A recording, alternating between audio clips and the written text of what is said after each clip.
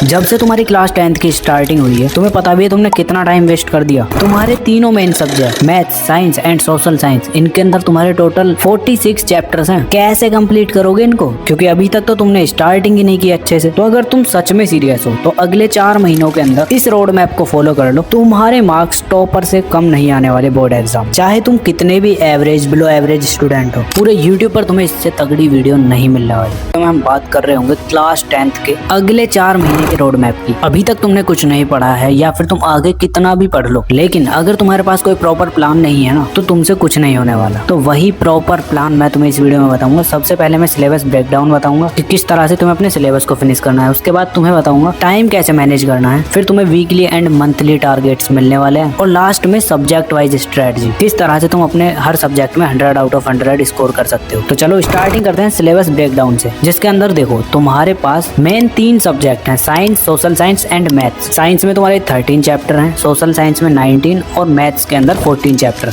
अब देखो science and maths के जो चैप्टर होते हैं ना, उनका एक चैप्टर तुम 7 डेज में कर सकते हो और सोशल साइंस का एक चैप्टर तुम 5 डेज में कंप्लीट करोगे। तो कुछ इस तरह से तुम्हारी साइंस 91 डेज में कंप्लीट हो रही होगी, मैथ्स तुम्हारा 98 डेज में और सोशल साइंस 95 डेज में। अब कैसे कंप्लीट करना है वो अभी आगे बताऊंगा, रुक जाओ। हिंदी इंग्लिश के लिए भी वेट करो, आगे बताऊंगा, ठीक है। इसके बाद सेकंड है तुम्हारा टाइम मैनेजमेंट। और सिलेबस ब्रेकडाउन के बाद तुम्हें यही नहीं पता कि कितने घंटे क्या पढ़ना है, कौन सा सब्जेक्ट पढ़ना है, तो प्रॉब्लम तो होगी। इसीलिए तुम्हें डेली साइंस को 1 घंटे पढ़ना है, मैथ्स को 1 घंटे पढ़ना है और सोशल साइंस को 1 घंटे पढ़ना है। और बचे तुम्हारे हिंदी इंग्लिश, इनको तुम 30 मिनट पढ़ सकते हो। तो इस तरह से 4 आवर्स का तुम्हारा सेल्फ स्टडी टाइम होने वाला है। बाकी अगर इसके ऊपर प्रॉपर टाइम टेबल वाली वीडियो चाहिए तो कमेंट कर देना, ठीक है। अब टाइम मैनेजमेंट के साथ साथ तुम्हें इन 3 मस्ट डू थिंग्स को फॉलो करना ही करना है। फर्स्ट है तुम्हारा एनसीईआरटी को गलती से भी स्किप नहीं करना है। सेकंड है तुम्हारा नोट्स तुम्हारे खुद के होने चाहिए, हैंड रिटन। एंड थर्ड है तुम्हारा क्वेश्चन प्रैक्टिस, जो कि तुम क्वेश्चन बैंक की हेल्प से कर रहे होगे। और क्वेश्चन बैंक के अंदर तुम्हारे previous year questions and competency based questions होने चाहिए।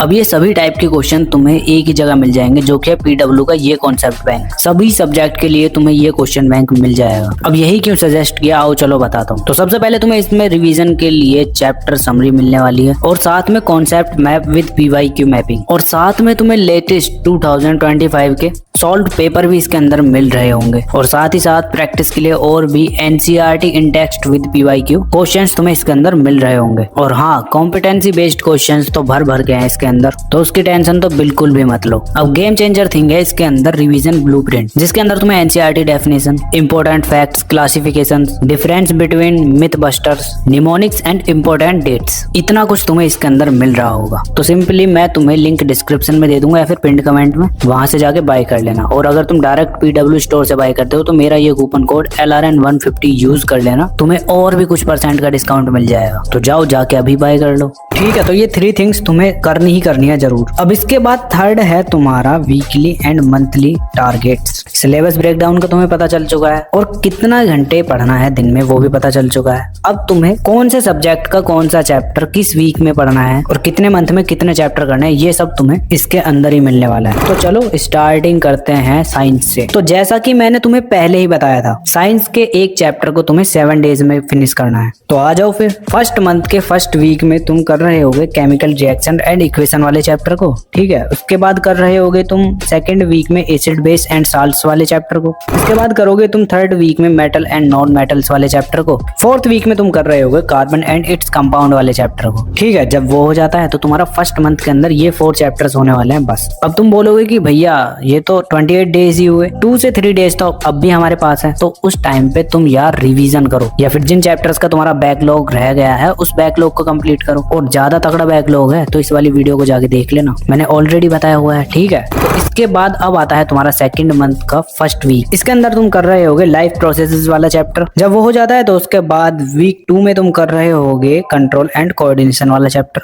इसके बाद थर्ड वीक में तुम कर रहे होगे how to do organisms reproduce, ठीक है। इस चैप्टर के बाद तुम कर रहे होगे फोर्थ वीक में हेरिडिटी एंड आवर एनवायरमेंट वाले दोनों चैप्टर, क्योंकि ये तुम्हारे छोटे छोटे चैप्टर्स हैं, इतने बड़े नहीं है, समझे। तो एक वीक में इजीली कर लोगे, ठीक है। इसके बाद तुम्हारा सेकंड मंथ कंप्लीट हो जाता है, यही चैप्टर करने हैं। अब आता है तुम्हारा थर्ड मंथ। इसके फर्स्ट वीक में यार तुम कर रहे होगे लाइट रिफ्लेक्शन एंड रिफ्रैक्शन वाला चैप्टर, और उसके साथ साथ सेकंड वीक में तुम कर रहे होगे human I and colourful world वाला चैप्टर, ठीक है। जब वो हो जाता है तो उसके बाद थर्ड वीक में तुम कर रहे होगे इलेक्ट्रिसिटी वाला चैप्टर। जब वो हो जाएगा तो वीक 4 में तुम कर रहे होगे magnetic effect of electric current वाला चैप्टर। तो इस तरह से 3 मंथ में तुम्हारी पूरी साइंस खत्म हो रही होगी। अब ये 7 डेज में किस तरह से एक चैप्टर को फिनिश करना है वो अभी तुम्हें सब्जेक्ट वाइज स्ट्रेटजी में पता चलेगा, ठीक है। इसके बाद अब तुम्हारा सेकंड सब्जेक्ट आता है मैथमेटिक्स। तो इसके अंदर भी यार तुम्हें अपने फर्स्ट मंथ के फर्स्ट वीक में रियल नंबर्स वाला चैप्टर कंप्लीट करना है, ठीक है। सेकंड वीक में तुम कर रहे होगे पॉलिनोमियल्स वाला चैप्टर। जब वो कंप्लीट हो जाता है तो थर्ड वीक में तुम कर रहे होगे पेयर ऑफ लीनियर इक्वेशन वाला चैप्टर, ठीक है। उसके बाद फोर्थ वीक में तुम कर रहे होगे क्वाड्रेटिक इक्वेशंस वाला चैप्टर। तो फर्स्ट मंथ में तुम्हें ये सारे चैप्टर्स करने हैं, ठीक है। इसके बाद सेकंड मंथ के फर्स्ट वीक में तुम अर्थमेटिक प्रोग्रेशन वाला चैप्टर करोगे। सेकंड वीक में तुम कर रहे होगे ट्राइंगल्स वाला चैप्टर।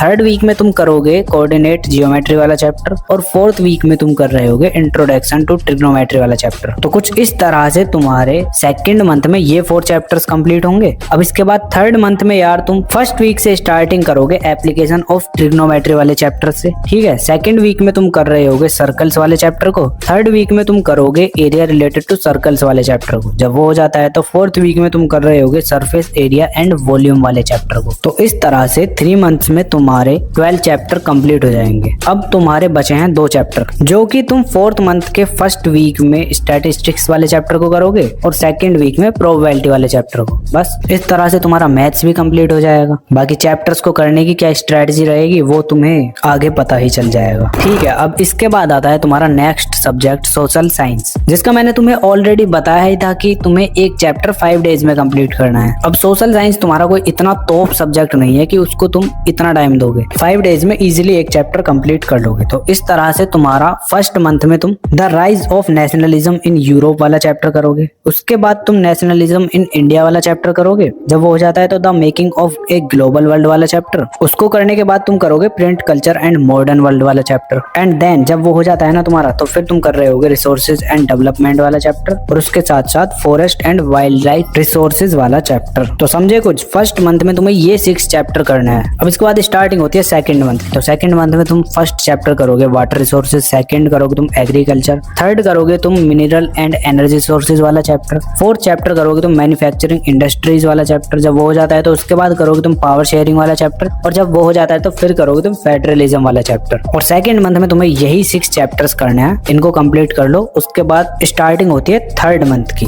जिसके अंदर फर्स्ट चैप्टर तुम करोगे पॉलिटिकल साइंस, ठीक है। और सेकंड चैप्टर तुम करोगे आउटकम ऑफ डेमोक्रेसी। उसके बाद तुम कर रहे होगे development sector of Indian economy. जब वो हो जाता है तो उसके बाद करोगे मनी एंड क्रेडिट वाला चैप्टर। जब वो हो जाता है तो उसके बाद करोगे जेंडर रिलीजन एंड कास्ट वाला चैप्टर। एंड लास्ट चैप्टर करोगे इस मंथ का तुम life line of Indian economy. तो इस तरह से थर्ड मंथ के अंदर तुम्हें ये 6 चैप्टर करने हैं। अब बचता है तुम्हारा एक चैप्टर जो कि तुम फोर्थ मंथ की स्टार्टिंग में करोगे, globalisation and the Indian economy. यही चैप्टर तुम्हें कंप्लीट करना है बस। तो सोशल साइंस तुम्हारी कुछ इस तरह से कंप्लीट होगी। अब तुम्हें ऑलमोस्ट सब चीजें पता लग चुकी हैं, लेकिन तुमने सब्जेक्ट वाइज स्ट्रेटजी को फॉलो नहीं किया ना, तो फिर प्रॉब्लम हो जाएगी। वीडियो पर अभी तक बने हुए हो तो कमेंट करो भैया आई एम हियर, और जो वीडियो को बीच में छोड़ के जा चुके हैं उनको कोई फायदा ही नहीं हुआ इस वीडियो को देखने का। तो चलो फिर स्टार्टिंग करते हैं अपनी सब्जेक्ट वाइज स्ट्रेटजी की। तो स्टार्टिंग अपनी करते हैं इसमें भी साइंस से। तो साइंस के अंदर मैंने तुम्हें बताया था 7 डेज में एक चैप्टर करना है। तो डे 1, 2 एंड 3 इनके अंदर सिंपली तुम यूट्यूब से लेक्चर देखोगे और साथ के साथ नोट्स बनाओगे, ठीक है। इसके बाद तुम डे 4 पर एनसीईआरटी रीडिंग करोगे। जब तुम्हारा वो डे कंप्लीट हो जाता है तो डे 5 पर तुम पीवाईक्यू क्वेश्चंस लगा रहे होगे, ठीक है। जब ये हो जाता है तो डे 6 पर तुम कर रहे होगे कॉम्पिटेंसी बेस्ड क्वेश्चंस। और इतना करते ही तुम्हारा बस फाइनल स्टेप बचता है जो कि डे 7 पर होगा रिवीजन डे। और जैसे ही तुम्हारे 7 दिन में ये 7 स्टेप्स कंप्लीट हो जाते हैं तो समझ लो चैप्टर तुम्हारा कंप्लीटली रेडी हो चुका है, ठीक है ना। साइंस के अंदर यही करना है बस। अब तुम्हारा सेकंड सब्जेक्ट मैथ्स, इसके अंदर भी मैंने तुम्हें ऑलरेडी बताया था कि एक चैप्टर 7 डे में कंप्लीट करना है। तो चलो फिर बताता हूँ कैसे करना है। तो डे 1 पर तुम सिंपली यूट्यूब पर सर्च करोगे जो भी चैप्टर तुम पढ़ रहे हो ना उसकी रिवीजन वीडियो। अब ये रिवीजन वीडियो तुम्हारी 1 से 2 घंटे की होंगी बस, जिसके अंदर तुम्हें उसका बस वो लेक्चर देखना है और साथ के साथ एक फॉर्मूला नोटबुक रेडी कर लेनी है। उस फॉर्मूला नोटबुक में जो भी तुम चैप्टर पढ़ रहे हो ना उसके एक पेज पर सारे फॉर्मूला लिख लो। डे 1 पर बस तुम्हारा इतना ही काम है, ठीक है। और जो वो लेक्चर होगा उसको 1.5x पर देखना और साथ के साथ फॉर्मूला नोटबुक में फॉर्मूला लिखते रहना, ठीक है। जब इतना कर लेते हो ना तो उसके बाद डे 2,